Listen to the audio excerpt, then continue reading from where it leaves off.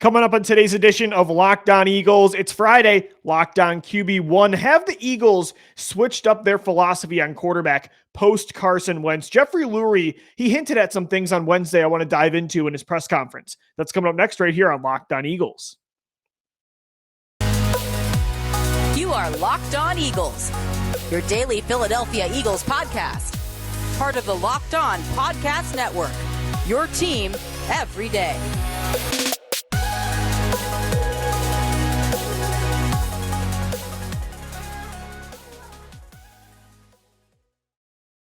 We thank you so much for making Locked On Eagles your first listen each and every day. Welcome in, Eagles fans, to a Friday edition of LOE. I'm Louis DiBiase, as always, part of the Locked On Podcast Network, your team every day on all podcast platforms, in video form as well on YouTube. And follow us on Twitter at Locked On Birds, at DiBiase LOE, and at GC24_football. No April Fool's stuff for me on the show today. It is April 1st, but we're talking quarterback on this Friday edition of the show. It's Locked On QB1, and we hinted at this. I shouldn't say hinted, but me and Gino, we touched on this topic on Wednesday. You can find Wednesday's show on all podcast platforms and on YouTube. We had our takeaways from owner Jeffery Lurie's first press conference since the Carson Wentz trade in 2020, right after Doug Peterson was fired and they hired Nick Sirianni as the next head coach of the Eagles. And we talked about it very briefly, but I went back and listened to that press conference today, and again, came away with a lot of red flags when it comes to accountability that I talked about on Twitter, again, at DiBiase LOE for that discussion. But I also was listening more to his comments made about the quarterback position, about Jalen Hurts, comparison to Josh Allen in a way, talk about quarterback philosophy and just roster building in general. And it had some questions raised for me that piqued my interest. Lurie brought up how sometimes, and this was the thing that really sparked my interest and wanted to do a further, more detailed show on this conversation. Jeffery Lurie was talking about Carson Wentz, his run in 2017, and he brought up how sometimes even the best quarterbacks only have one ring or zero, like Aaron Rodgers and Dan Marino. And he also brought up, when he was talking about Jalen Hurts and, how to find a franchise quarterback, he talked about how you never will really know sometimes if you have a franchise quarterback. And, sometimes there's just so many different ways to go about getting one. He was really just talking about the unpredictability of the NFL, how to win, talking about some of the best never winning or only having one, talking about how hard it is to find the franchise quarterback and how you can do that in different ways. And he brought up Josh Allen for that comparison, although I hated that because as somebody that covers the Bills, I know the Bills moved up for Josh Allen in 2018 with the 7th overall pick and had every intention of making him the franchise guy. He had generational upside that he has since met. So, but again, hearing the comments about the rings and just talking about everything being so unpredictable, and it's a direct result of everything that happened with Carson Wentz, but I started to ask some questions like, is he saying that it's unpredictable how a franchise quarterback, who will be a franchise quarterback and how to find one, and that doesn't guarantee you a title anyway?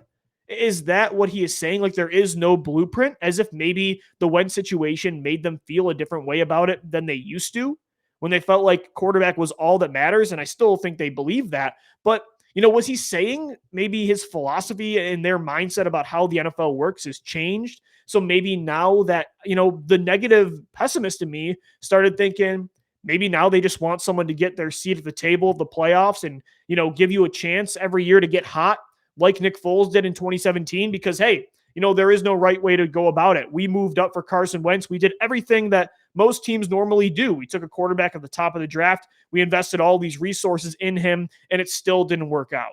I don't know. Some people are interpreting it as that, as this pessimistic new approach to quarterback, cautious, scared, almost, admitting that there is no right way to go about it. So there isn't really urgency to keep pursuing. And if you find a guy that has any sort of upside, like a Jalen Hurts, and again, this is all living in the hypothetical that Jalen Hurts doesn't become a star. But if you find anybody like that, hey, it's unpredictable anyway, so let's just ride with that. Almost settling in a way. That's kind of what I felt like a little bit and have been concerned about this team after Wentz. But at the same time, I hope they're not learning the wrong lessons from after Wentz. I really hope that's not the case, because I don't know how you watch this past NFL playoff series and come away with that mindset, unless you're just scared to have it go wrong again like it happened with Carson.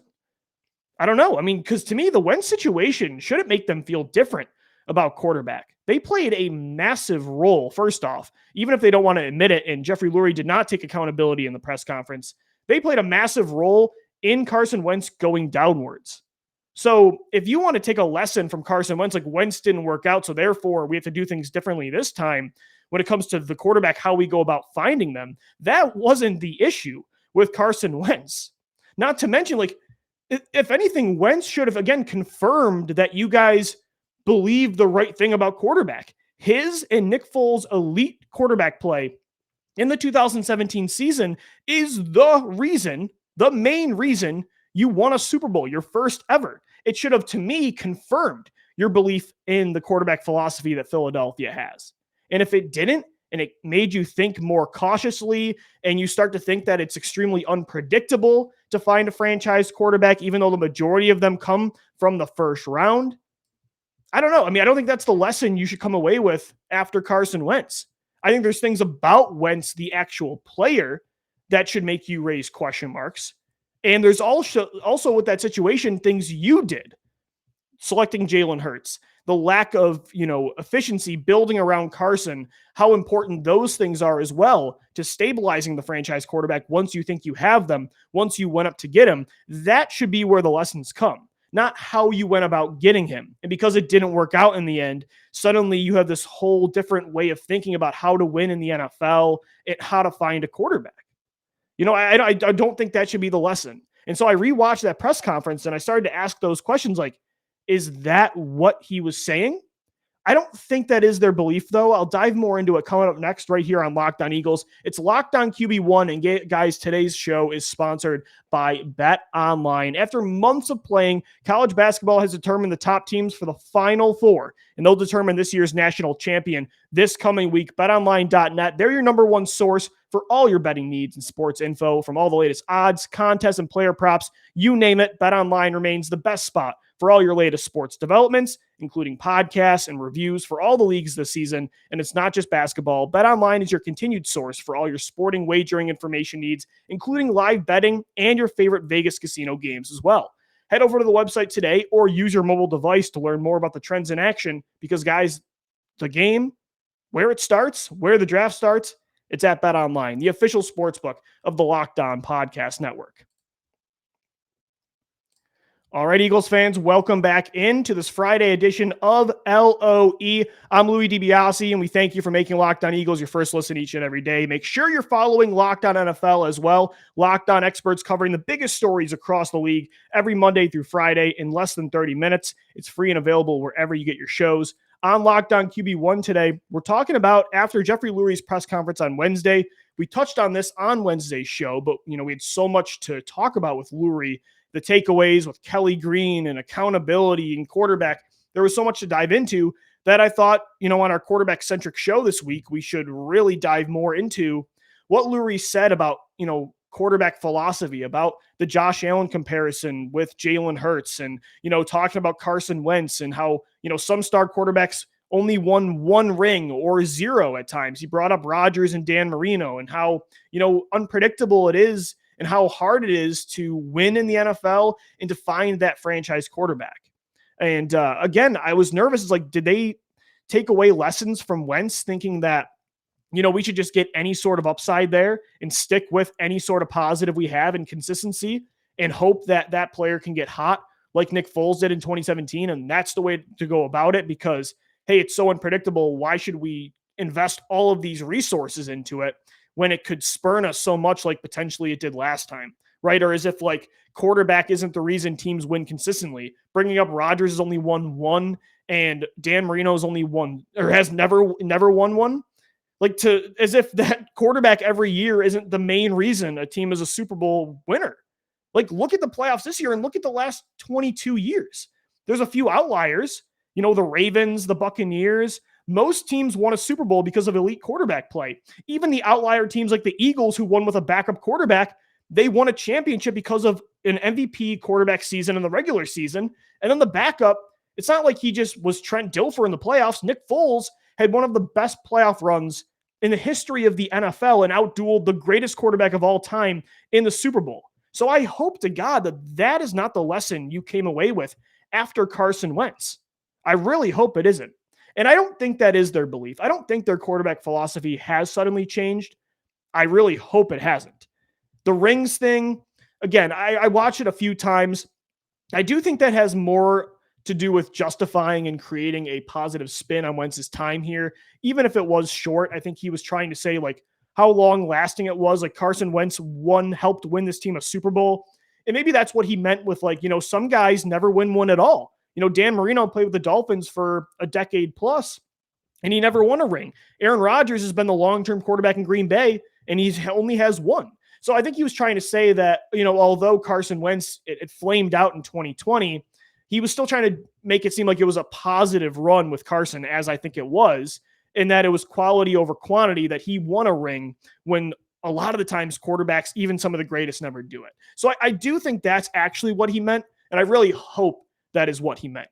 And then when it comes to the Josh Allen comments, I think that also was more about saying how Hurts could become the guy, even though it wasn't expected at the time of the pick, or that it's not really there instantly on the field in 2021, and I think that's where the Josh Allen mindset comes from with Lurie, like, Allen in 2020 and 2021, that's not who he was in 2018 and 2019.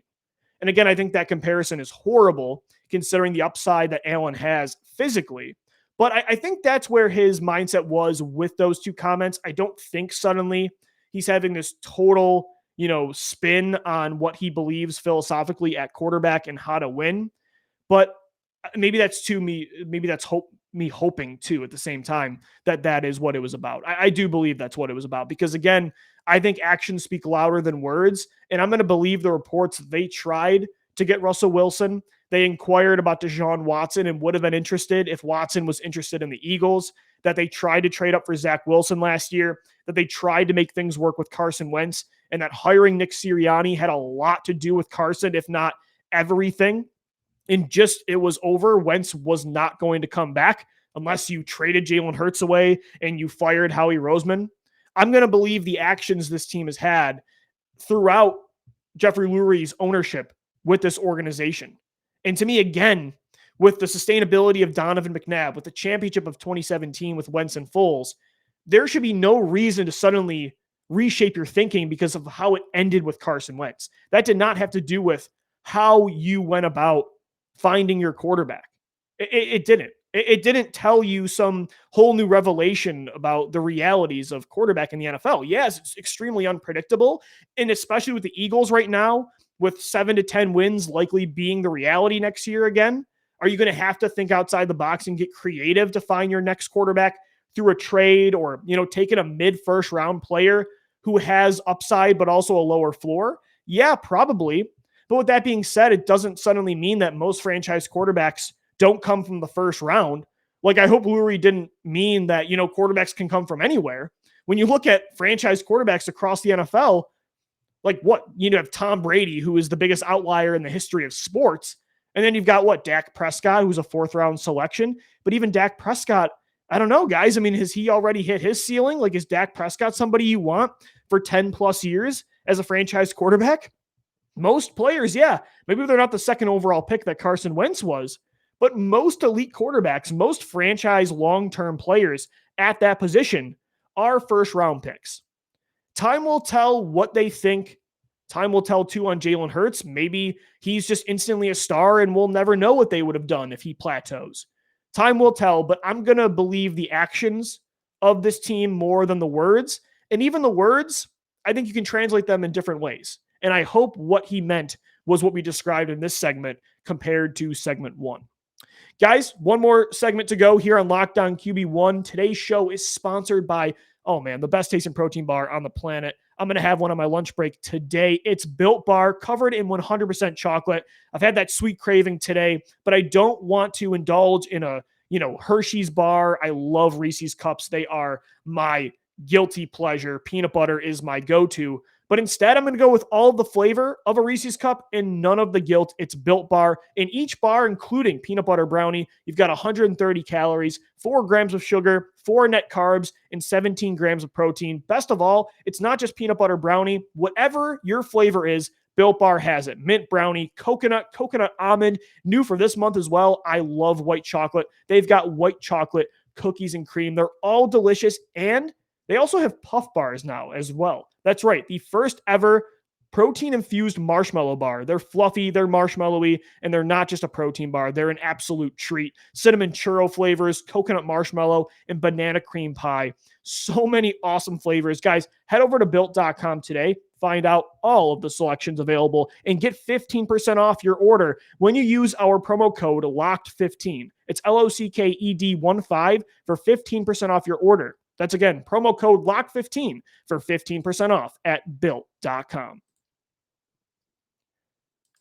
All right, Eagles fans, Louis DiBiase wrapping up this Friday edition of Locked On Eagles. It's Locked On QB1, getting into, quite frankly, if the Eagles' quarterback philosophy has changed. I don't think it has, but I think Jeffery Lurie, the Eagles owner, on Wednesday, during his press conference, said some things that make you think like, if Jalen Hurts kind of, he improves a little bit more in 2022, but that's it.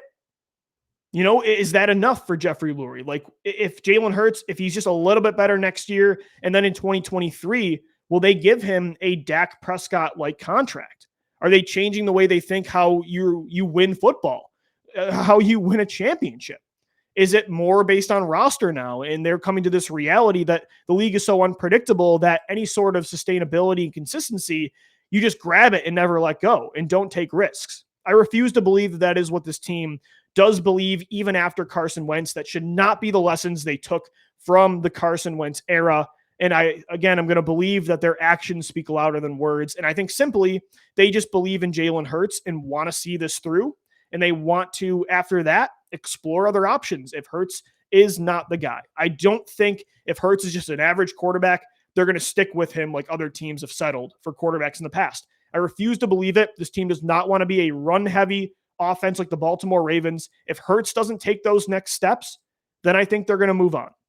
And by the way, again, as I said earlier, this is all in the hypothetical world that Hurts does plateau. It's again, like, if that happens, where is the Eagles' head at now compared to where they were during the Carson Wentz era? Has it changed? I'm not saying that's going to happen. I'm just preparing for that reality because I think that is where we're going to go. But that doesn't mean necessarily they're going to get into that situation.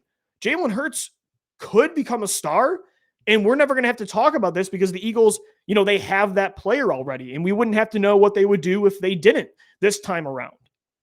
I think, and I want to believe that Jalen Hurts, everybody doesn't believe me, but I want to be wrong. I want to believe what he's doing right now in California, working with these quarterback coaches, is going to help him with processing and accuracy, decision-making, and we're not going to have to explore these hypotheticals anymore. But right now, the reality is we have no idea what the future is. Jeffery Lurie said it himself in his press conference. We have no idea what the future holds for the Eagles, especially at the most important position in football. So we have to prepare for all scenarios and wonder what this team will do this time around. Whereas last time, when they were in this spot with Sam Bradford in 2015, they moved up and did everything they could to find the potential of an elite quarterback in Carson Wentz. And to me, although it didn't end well, that didn't have to do with your quarterback philosophy, with going up to get Carson. It had to do more with everything that happened afterwards. You making that decision led to your first ever championship. So I hope, and I don't believe that Jeffery Lurie's philosophy has changed because of Carson, because of 2020, but we'll see. Again, time will absolutely tell. Guys, that's going to do it for today's edition of Locked On Eagles. Locked On QB1, thanks so much for tuning in. Make sure you subscribe to the podcast. A ton of draft content coming up next week. 5 shows Monday through Friday on all podcast platforms, on YouTube as well. And we're always on Twitter talking birds. Follow us at Locked On Birds, at DiBiase LOE, and at GC24_football. Thank you so much for making Locked On Eagles your first listen each and every day. Now make sure your second listen is the Locked On NFL Draft Podcast with Ryan Tracy and former NFL cornerback Eric Crocker. It's free and available wherever you get your podcasts. I'm Louis DiBiase signing off. As always, thank you for downloading. Thank you for watching and listening. And let's go Birds.